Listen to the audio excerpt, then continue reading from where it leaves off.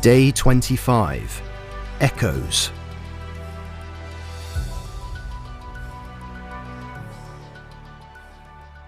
The folding ladder to the loft creaked as it opened up and dropped down in front of Clive. He weighed down the bottom rung with one foot and pushed the hinges away from himself to lock them in place, as he had done 1,000 times before. And, as had happened before, the tiniest sliver of skin on the end of his finger caught in the closing mechanism. Snick! "Oh, bloody hell!" blurted Clive, taking in a sharp breath through his teeth. He cursed again to himself. That would be sore for a week. He took his time climbing. These things always took longer nowadays with his knees, and he realised he perhaps didn't want to finish this final job. He had taken to selling the house with great gusto, a large, complex project the likes of which no one had asked him to do for some time. The kids had offered to help at various points, but he liked taking the solicitor and the estate agent to task, making curt phone calls to the surveyor, thoroughly researching the land register and house price indexes.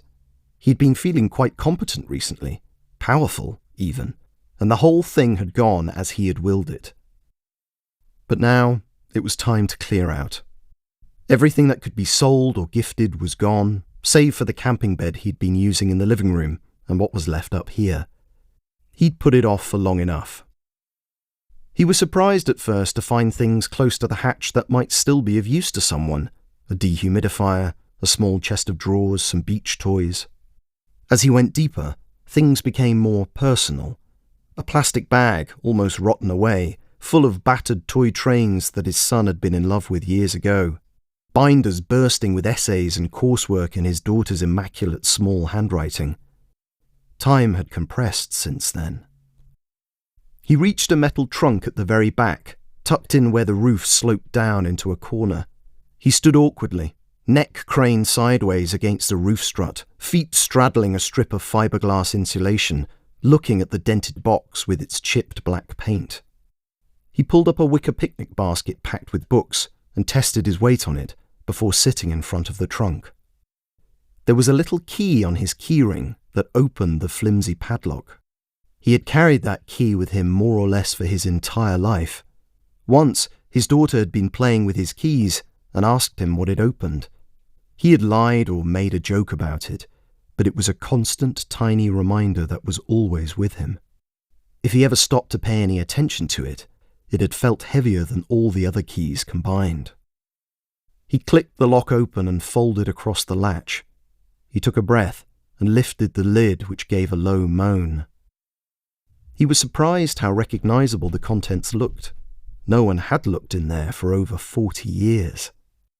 There was a large brown leather book which he knew was a photo album, mostly pictures he had inherited from his parents, of them and their friends, Clive as a baby.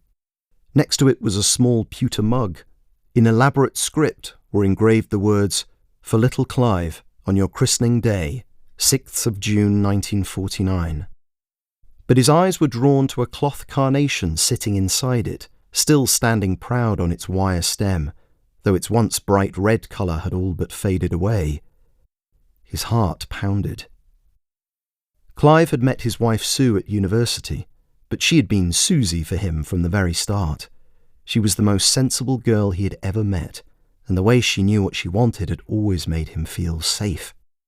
She had told him all about her future teaching career years before it happened. She had asked Clive to join her in her plan to own a home, to have their wonderful children, and she did nothing if not stick to her word. She was a remarkable woman, whom people trusted and loved, but none more than Clive. She had allowed him to feel like he was part of an elite 2-person club that did good things in the world, but kept certain things just for themselves. Well, he had never told her about the things he kept in this trunk. There was no real reason for him to feel guilty, he told himself. This was his history, things that had been given to him, by Susie and others that she had forgotten about, surely. She had died never knowing what he kept in here, and lived a full and happy life anyway. His stomach was still squirming, however. It only intensified as he picked up a brown manila envelope lying in front of his christening mug. It was heavy and stained. He unwound the brittle string fastener and reached inside. His hands filled with letters that had been dutifully waiting for him all these years. He slid one out of an envelope. He smiled as he saw how delicately he must have opened it the very first time. My dearest Clive, I saw you on the quad earlier and had to stop myself running over to you. Joan said that I've been the most terrible pal all day.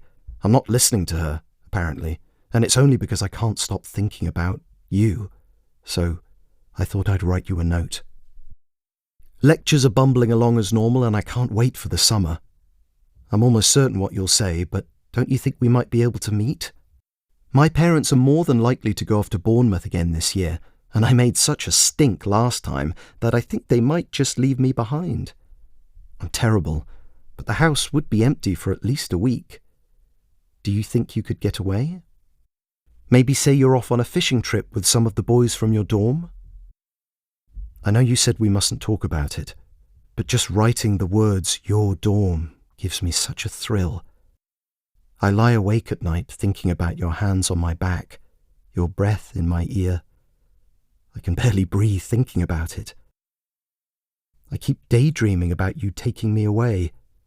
I want to give myself to you completely. Give up on everything. But I know you can't, that you won't, however much it hurts me to write that.